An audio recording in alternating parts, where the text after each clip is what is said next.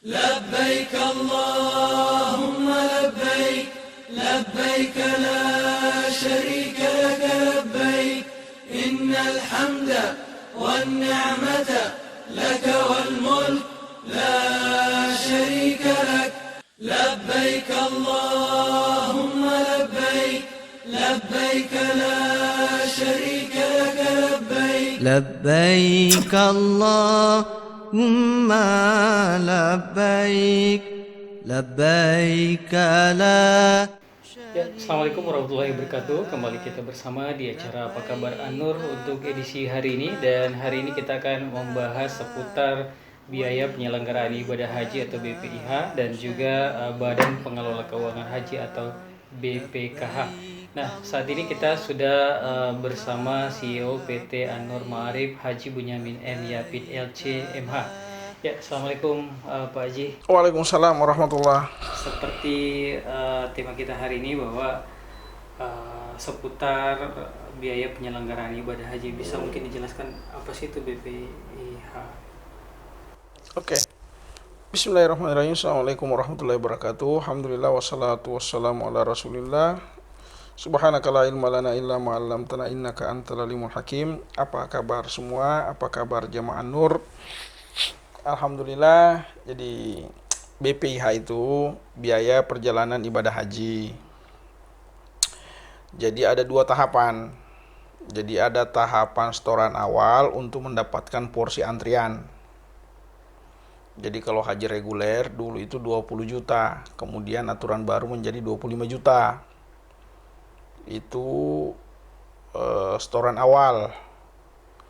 Kalau haji plus $4.000 masuk ke BPKH. Jadi kalau sudah menyetor seperti itu berarti sudah ada nomor porsi. Tapi ada mekanismenya. Jadi untuk mendapatkan setoran awal itu menyetor dulu di bank, kemudian setoran bank ini dibawalah ke Kementerian Agama kabupaten kota setempat untuk mendapatkan SPPH, surat pendaftaran pergi haji. Kemudian surat pendaftaran pergi haji ini dibawa lagi ke bank tempat tadi menyetor. Kemudian uang itulah ditransfer ke rekening menteri. Ya, kemudian ya dikelola oleh BPKH. Dapatlah porsi. Itu setoran awal. Kalau haji khusus, jemaah datang ke PIHK, penyelenggara ibadah haji khusus termasuk An-Nur. Kemudian kita ambilkan SPPH, surat pendaftaran pergi haji, di Kanwil. Belum ada di kabupaten kota, di Kanwil provinsi seluruh Indonesia. Awalnya hanya Jakarta saja, hanya pusat. Sekarang sudah beberapa tahun yang lalu sudah bisa di Kanwil. Kemudian SPPH ini dibawalah ke bank penerima setoran haji. Penerima setoran haji itu yang ditunjuk oleh Kementerian Agama atau BPKH. Itu bank syariah semua bank syariah, bukan bank konvensional lagi. Itulah di store nanti $4.000 keluar porsi. Tapi untuk PIHK yang sudah ada izinnya. Jadi travel yang sudah ada izinnya, disitulah jemaah mendaftar untuk haji khusus dan keluar. Nanti porsinya itu keluar, ada nama An-Nur di situ terdaftar di PIHK An-Nur. Itu baru BPIH awal namanya. Terus kapan pelunasan? Pada saat nomor porsinya masuk, tahun berjalan. Tahun berjalan diurut siapa yang masuk nanti tahun itu, barulah nanti pelunasan. Jadi ada nanti setoran pelunasan, jadi dua. Ada setoran awal, ada setoran pelunasan. Seperti itulah BPIH. Jadi dulu itu saya masih dapat sebelum tahun 2004, 2003 ke bawah itu tidak ada namanya setoran awal, setoran jadi pendaftaran haji saat itu buka tutup, ada saatnya dibuka, ada saatnya ditutup. Nah, nanti tahun 2004 itu mendaftar terus orang. Sampai saat ini. Tiap menit pun, yang penting hari kantor pun mendaftar terus. Dulu tidak. Jadi nanti ada waktunya. Misalnya kota Indonesia 200.000 saja. Dibuka pendaftaran, ada waktunya. Waktu pendaftarannya. Sudah itu tutup, nggak ada lagi. Nanti setelah haji lagi dulu. Ya, dulu. Itu 2004 ke bawah. Nah, itu baru setelah itu 2004 ke atas itu sudah dimulailah semua orang pendaftaran haji mendaftar terus orang. Mendaftar terus orang. Itu kebijakannya. Nah, seperti itulah mekanisme memperoleh nomor porsi haji. Nah, dari biaya penyelenggaraan ibadah haji ini bagaimana hubungannya atau bagaimana untuk pengelolaannya sendiri melalui BPKH itu seperti apa, Pak? Baik, jadi BPKH itu muncul di kemudian. Jadi sebelumnya itu uang setoran haji tadi itu masih di Kementerian Agama. Jadi Kementerian Agama itu sejak 2004 itu sampai tahun 2011-an mungkin. Saya lupa. Sekitar di situ itu masih dikelola oleh Kementerian Agama.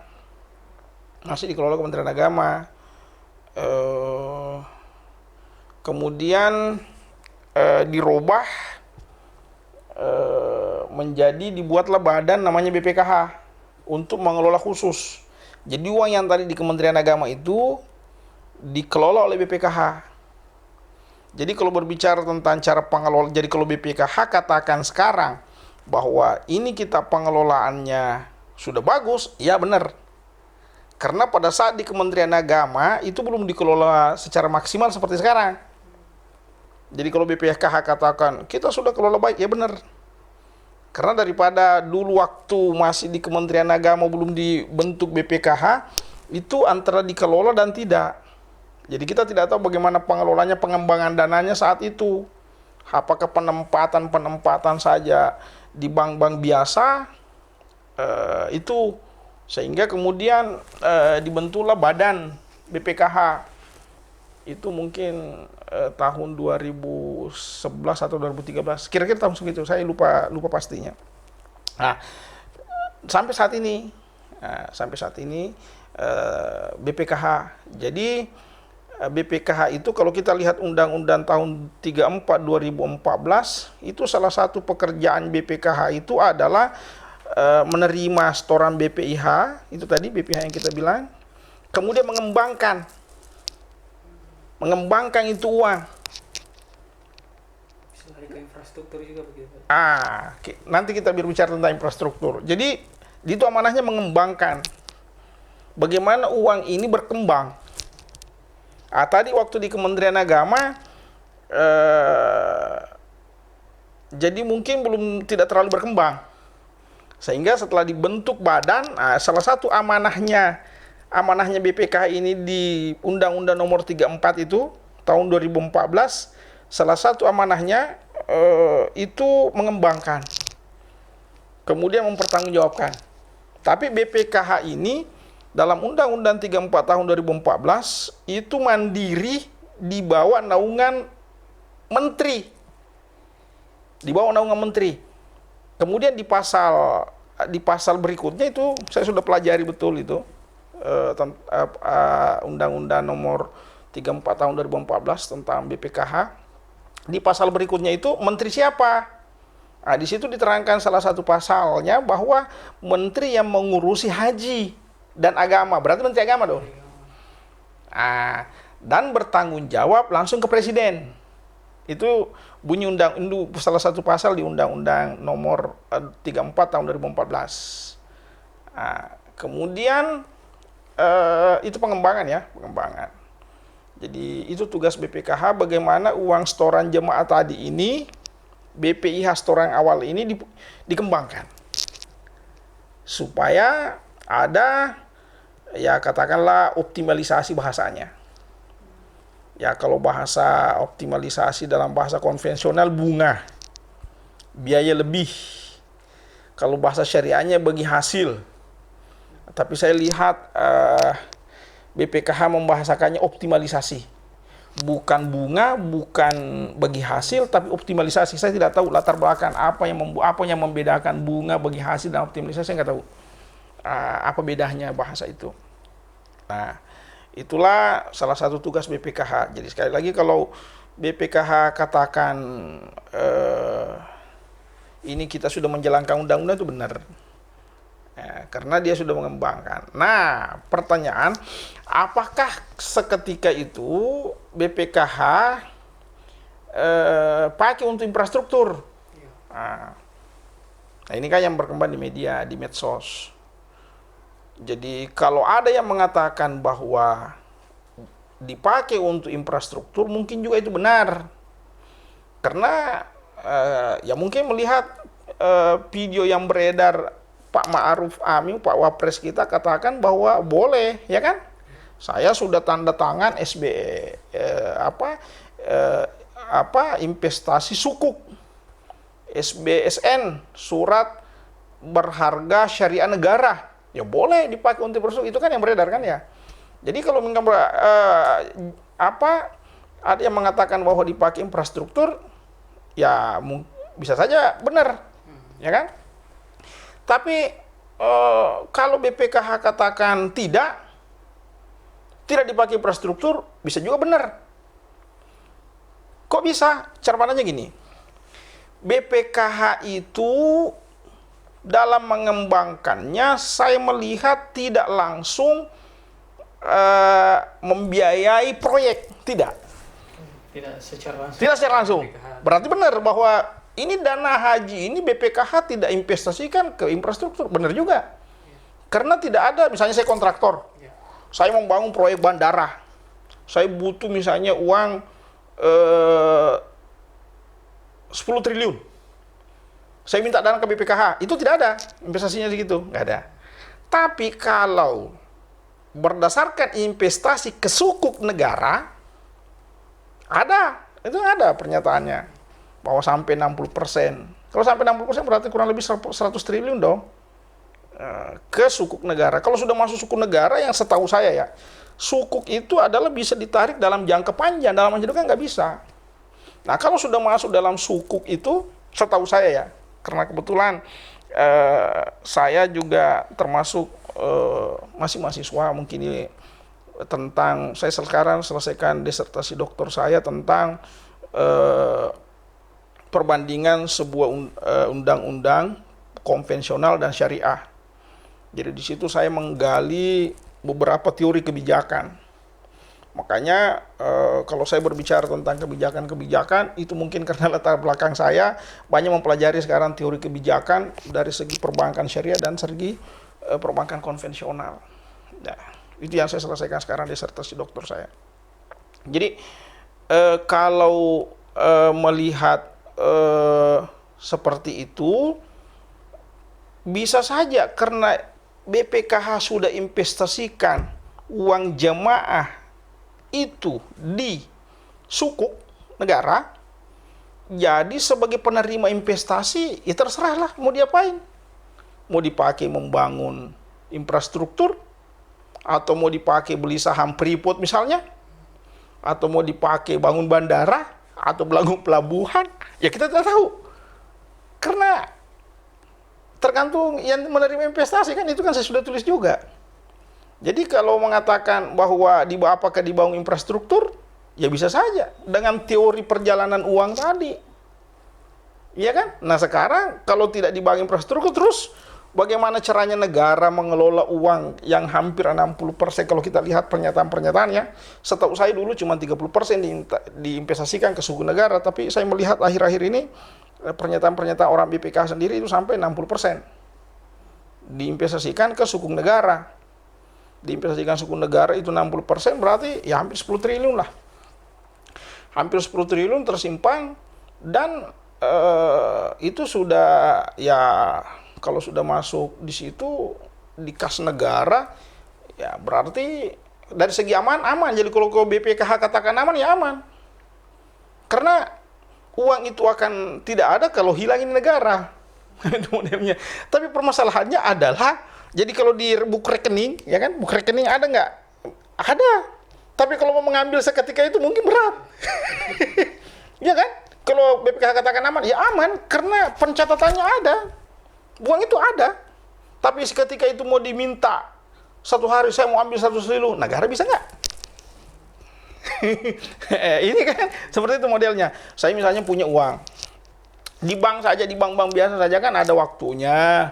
Misalnya kita deposito uang 10 miliar, berapa? 10 bulan atau 1 tahun. Itu sebelumnya kan dapat penalti kita. Jangan usah deposito. Kita punya uang 10 miliar di bank biasa, kalau kita mau tarik, itu butuh waktu lama loh reservasinya. Ya kan? Lapor dulu, tidak mungkin saya mau ambil hari ini, nggak mungkin. Harus disiapkan dulu. Bagaimana kalau 100 triliun? Ya kan? Nah, kira-kira seperti logikanya seperti itu. Jadi kalau BPKH katakan aman-aman, uang itu ada. Ya, cuma mungkin kalau persoalannya mau diminta seketika itu, ya itu menjadi pertanyaan tanda tanya besar kan. Bisa nggak seketika itu? Nah, setahu saya, nah mungkin orang-orang yang tahu tentang investasi di sukuk itu, setahu saya itu jangka lama. Itu jangka lama. Nah, sekarang jadi sisanya itu diinvestasikan ke bank-bank. Ke bank-bank syariah. Bank-bank syariah itu kalau investasi begitu paling cuma dapat 7%. Nah, bagaimana bank syariah kalau diinvestasikan ke situ, bagaimana cara bank syariah lagi? Bagaimana caranya bank syariah lagi putar ini supaya kasih bagi hasil ke BPKH 7%? Karena saya termasuk yang mendalami sedikit tentang perbankan syariah, bagaimana perputaran uang bank syariah. Kira-kira bagaimana bank syariah kira-kira putar uangnya itu? Bisa saja bank syariah simpang lagi di sukuk. Karena sukuk kan tinggi bagi hasilnya. Bisa 3 kali lipat daripada deposito. Nah, atau bank syariah bisa saja kasih pengusaha untuk bangun infrastruktur. Ya kan? Berarti makanya saya katakan kalau pertanyaannya bahwa apakah dipakai untuk infrastruktur, kalau BPKH katakan tidak, benar. Karena tidak pernah BPKH langsung mendanai proyek. Tapi menginvestasikan ke sumber investasikan itu nanti yang alokasikannya. Ya, kira-kira seperti itu. Nah, dan jemaah juga dapat bagi hasilnya. Dapat, inilah yang saya katakan bahwa dari hasil pemanfaatan pengembangan dana itu, kalau kita lihat pernyataan-pernyataan orang BPKH itu kurang lebih 7 triliun dana optimalisasinya setiap tahunnya. Setiap tahunnya, jadi dari amanah undang-undang itu mengembangkan, berarti BPKH sudah jalankan tugas undang-undang nomor 34 2014 itu mengembangkan. Nah, sebatas asas pengembangannya di situ tidak diterangkan. Nah, tidak diterangkan dalam detail dalam undang-undang itu pengembangannya dalam bentuk apa. Cuma ada satu di situ poin yang saya katakan, ada poin untuk kemaslahatan umat.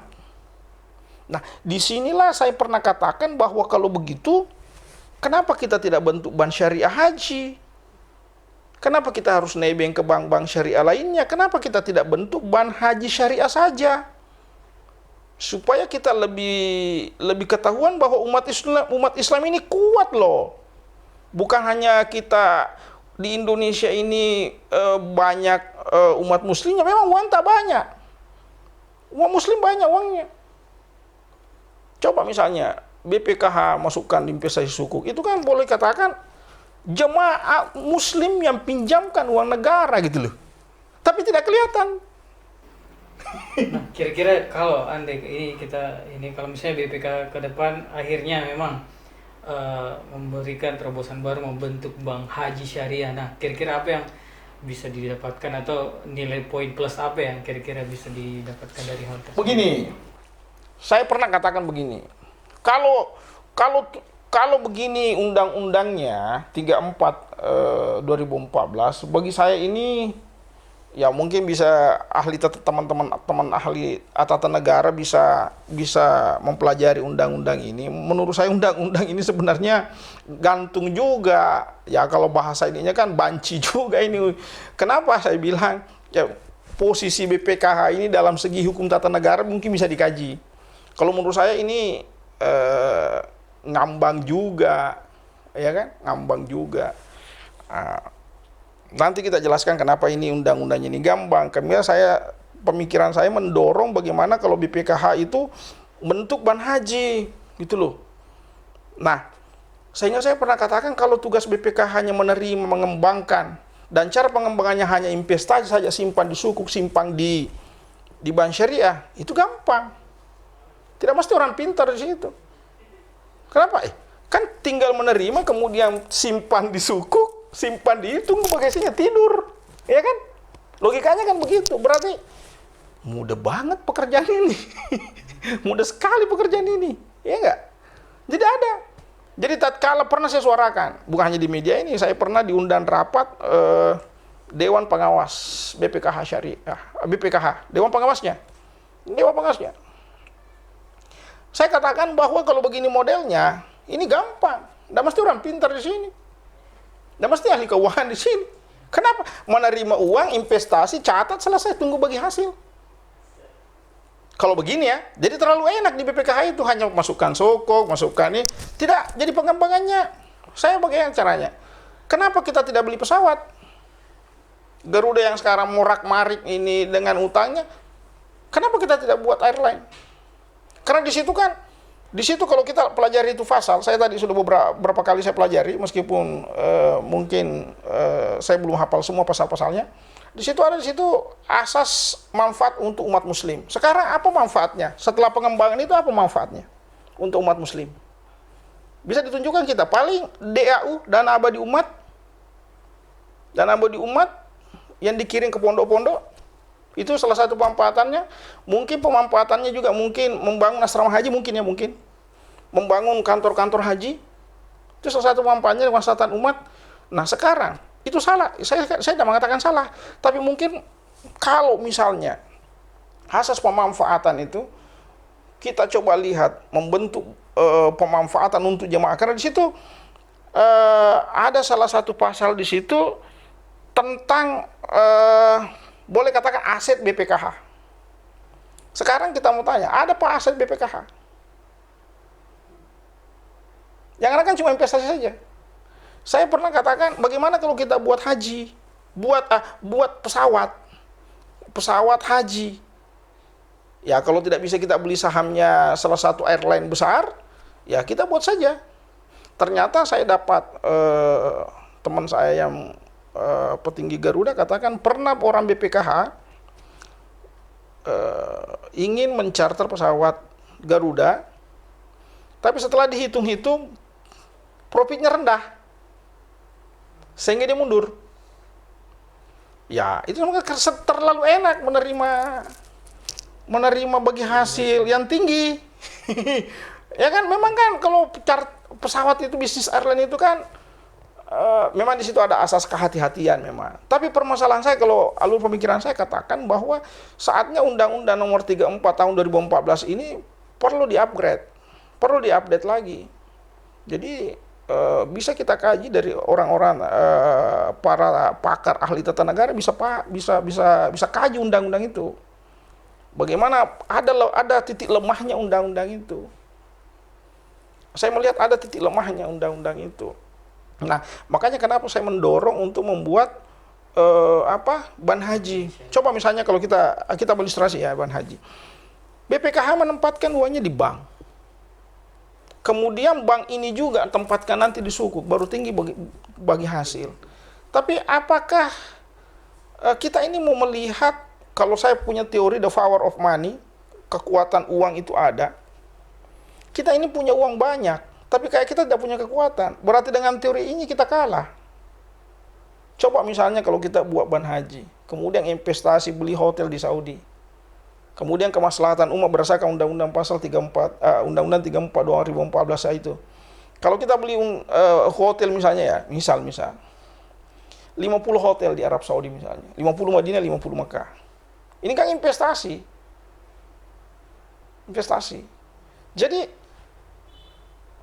berapa tenaga kerja yang kita bisa serap di situ? Jadi bukan lagi petugas hotelnya orang Bangladesh, orang India. Kita ambil orang kita. Ini yang saya maksud asas pemanfaatan untuk orang muslim itu ada salah satu pasalnya. Bukan sebatas dana abadi umat, bukan sebatas pengucuran untuk pembangunan kantor KUA. Misalnya pengucuran dana untuk pembangunan, bukan saya tidak mengatakan salah, tapi kita pengembangan kemaslahatan. Coba misalnya kalau pakai dana haji. Saya bayangkan itu kalau misalnya kita lihat dalam satu misalnya perumahan elit itu. Perumahan ini dibangun dari bank ini. Coba bayangkan kalau perumahan syariah ini dibangun dari ban haji. Kan lebih bisa menjadi percontohan dunia ini bahwa Indonesia itu punya ban haji. Pengelolanya seperti ini, bukan hanya penempatan di sukuk, penempatan memang dikelola. Jadi kalau buat ban haji itu misalnya ban haji syariah itu kita bisa serap karyawan, membuka lapangan kerja yang luar biasa. Betapa banyak sarjana-sarjana kita yang selesai tiap tahunnya. Kita bisa mempekerjakan, mungkin bagi hasilnya kurang. Tapi kita dalam pasal itu kemaslahatan, dimanfaatkan kemaslahatan. Gitu loh. Nah, saya rasa dengan seperti ini, kalau saya, pemikiran saya itu lebih banyak ke pemanfaatan kemaslahatan yang jauh lebih banyak. Mungkin kalau tadi dilihat bahwa sedikit bagi hasilnya, tadi kan ada yang mau charter pesawat, sedikit memang, karena sudah terlalu enak dapat bagi sukuk. Tapi kurang tenaga kerja yang diserap, kurang kemaslahatan, kurang nama, kan begitu modelnya. Makanya saya bilang undang-undang nomor 34 tahun 2014 ini perlu dikaji ulang lagi. Saya kira seperti itu. Ya. Karena dengan membentuk bank haji juga kan itu salah satu bentuk untuk kemasyarakatan umat dengan ya itu kan perlu kajian. Ini kan saya hanya mengungkapkan ini sebuah wacana. Perlu kajian dari pakar-pakar kita. Saya rasa di Republik ini banyak sekali pakar.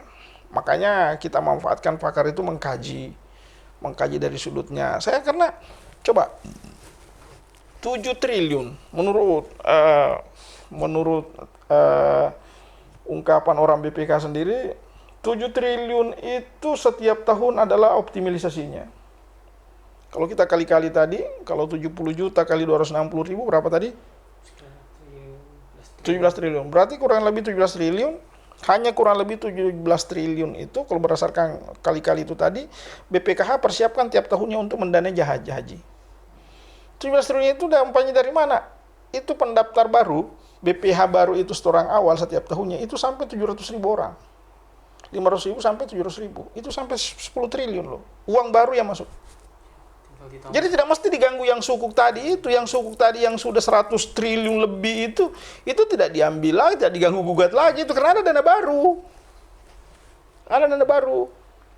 Jadi sudah waktunya karena kekuatan terlepas dari itu kita berterima kasih kepada orang-orang BPKH yang telah memikirkan mengembangkan uang ini. Bahwa sebelumnya coba bayangkan tadi, artinya uang 7 triliun ini berkat dari pekerjaan orang-orang di BPKH. Sebelum tahun 2004 tadi yang saya katakan kan buka tutup, itu kan tidak ada sama sekali kan? Tidak ada sama sekali. Nah kemudian diupdate. Nah makanya tidak ada salahnya kalau misalnya Undang-Undang 34 2014 ini kita kaji ulang lagi. Kalau memang potensi kita bentuk ban haji, kita buat supaya asas kemanfaatannya jauh lebih baik, lebih banyak, kan seperti itu. Bahkan saya pelajari di pasal itu pembagian 7 triliun ini tidak diterangkan. Bagaimana cara pembagiannya 7 triliun ini? Kalau menurut logika asas kebijakan, kalau hukum alam ya. Kalau asas hukum alam itu, asas kodratnya berasas keadilan, itu harus dibagi rata. Jadi karena 107 triliun ini optimalisasinya berasal dari mungkin 10 juta penabung. Iya kan? 10 juta penabung. Nah, saya belum melihat di undang-undang itu salah satu pasal yang menerangkan bahwa 7 triliun ini dibagi rata ke penabung 10 juta ini. Makanya di situ saya pernah menulis ini sistemnya belum syariah. Makanya saya katakan tadi ini 7 triliun ini optimalisasi bunga atau bagi hasil. Kalau bagi hasil kenapa tidak dibagi rata? Bagaimana bagi ratanya? Tidak mungkin 50-50, tidak mungkin semuanya. Ya mungkin 70-30, 30 untuk operasional BPKH, 70% untuk jemaah haji. 70% ini berarti dibagi rata kepada 10 juta orang ini. Tapi kan yang dilakukan adalah hanya mensubsidi jemaah yang mau berangkat. Yang awalnya 35 juta, kemudian disubsidi 35 juta juga. Berasal dari mana coba itu uang? Berasal dari itu tadi kan, optimalisasi itu. Tapi itu kan bukan haknya semua yang mau berangkat itu. Iya. Itu kan hak dari orang yang menabung itu semua. Makanya saya melihat ini tidak ada pasal yang menerangkan bagaimana cara baginya. Dari artinya jemaah tidak tahu, tapi coba kita sudah benar. Karena tidak dirangkai dalam pasal, tapi coba kita berbicara syariah, kita kaji ulang. Kalau itu menjadi hak semua penabung itu, kalau itu menjadi hak semua penabung optimalisasi itu, yang dihasilkan 7 triliun per tahun itu hak semua penabung, berarti ada hak orang yang dipakai orang berangkat. Ya kan? Ini udah masuk ke kategori syariah. Seperti misalnya saya. Ya. Saya ini menabung, ada tabungan saya. Sejak misalnya tahun 2005. Itu tidak bertambah-tambah. Begitu terus. Tapi 2 tahun terakhir ini, 3 tahun terakhir ini sudah ada tambahan. Tapi itu tidak banyak. Saya dapat informasi kemarin waktu masih saya memberikan kuliah mahasiswa saya, katanya orang tuanya itu dapat sekitar kurang lebih yang 25 juta setahun, 25 setoran awalnya itu sudah ada masuk ke rekeningnya sekitar 400.000 per tahun. Per tahun loh, 400.000 per tahun. Sebelumnya kan nggak ada. Nah, bagaimana skema pembagiannya ini, 400.000? Nah, kita mau tahu bagaimana. Ini yang saya katakan belum syariah. Karena skema pembagiannya belum diterangkan di undang-undang itu. Dan ini perlu kajian. Kajian lebih mendalam lagi. Tapi dibanding pada saat sebelum ada BPKH, ya ini jauh lebih baik. Kira-kira begitu. Jadi kalau misalnya mengatakan bahwa bagaimana BPKH dibanding sebelumnya, ini yang baik. Tapi masih ada yang lebih baik lagi. Artinya kalau kita ada supremasi hukum itu ada.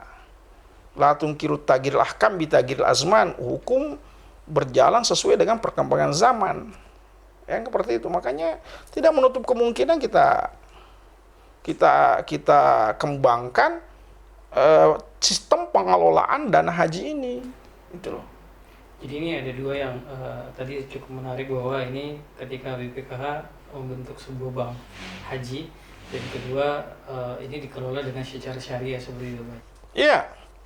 Jadi di pikiran saya sekarang, mungkin ini hanya saya katakan lagi bahwa saya sudah sampaikan kepada sahabat kemarin yang Dewan Syuriah PBWNU, saya sounding bagaimana bisa dibahas di Bahsul Masail Qanuniyah, ya, BPKH menuju ban haji. Di situ banyak sekali pakar, ulama-ulama kita situ bisa bahas dalam kajian Bahsul Masail Nahdlatul Ulama, ya kan. Jadi di situ banyak sekali pakar. Ya, kalau di situ sudah membahasnya dan memungkinkan, ya mungkin BPKH menuju arah ban haji. Jadi kalau ban itu kita sudah masuk undang-undang perbankan. Bukan lagi keluar undang-undang BPKH yang baru. Kita ikuti undang-undang perbankan yang ada, update. Jadi semua seperti bank-bank lain. Jadi tidak ada lagi mungkin tidak seperti sekarang, banyak kecurigaan, banyak ini. Jadi menghindari hal-hal itu, ya kita masuk ke sana. Toh juga yang kita simpan itu di perbankan juga mungkin simpan di BPKH. BPKH investasikan ke bank syariah mungkin juga disimpan juga di suku. Mending kita atas nama ban haji itu simpan di sana. Kita sudah pekerjakan orang, nama sudah ada, ban haji, jemaah haji juga bangga. Ternyata kita punya bank, orang Indonesia juga bangga. Kemudian nama Indonesia juga bisa kelihatan. Ternyata orang Muslim di situ memang banyak. Ada bannya ban haji, ya kan gitu. Nah, itu sih salah satu dasar latar belakang pemikiran saya, bahwa dari Undang-Undang 34 juga itu, bahwa kemaslahatan untuk umat yang sebelumnya sudah ada, tapi kita tingkatkan lagi. Coba kita bayangkan pesawat haji, kemudian gedungnya gedung haji di Saudi, hotelnya hotel haji, mempekerjakan orang-orang. Nah, itu ya, seperti itu modelnya. Ya, baik Pak Haji, terima kasih banyak sudah sedikit menggambarkan seperti apa sih itu BPIH dan juga BPKH ya. Dan terima kasih banyak atas waktunya ya. Demikian perbincangan kita untuk hari ini, dan seperti yang kita bahas tadi terkait dengan BPIH dan juga BPKH, dan itu sudah kita sedikit diskusikan bersama CEO PT An-Nur Ma'arif Haji Bunyamin M. Yapid LC. Ya, nah kita akhiri kebersamaan kita untuk hari ini di Apa Kabar An-Nur. Saya Erwin Parolai, undur pamit. Assalamualaikum warahmatullahi wabarakatuh. Waalaikumsalam warahmatullahi wabarakatuh. لبيك اللهم لبيك لبيك لا شريك لك لبيك إن الحمد والنعمة لك والملك لا شريك لك لبيك اللهم لبيك لبيك لا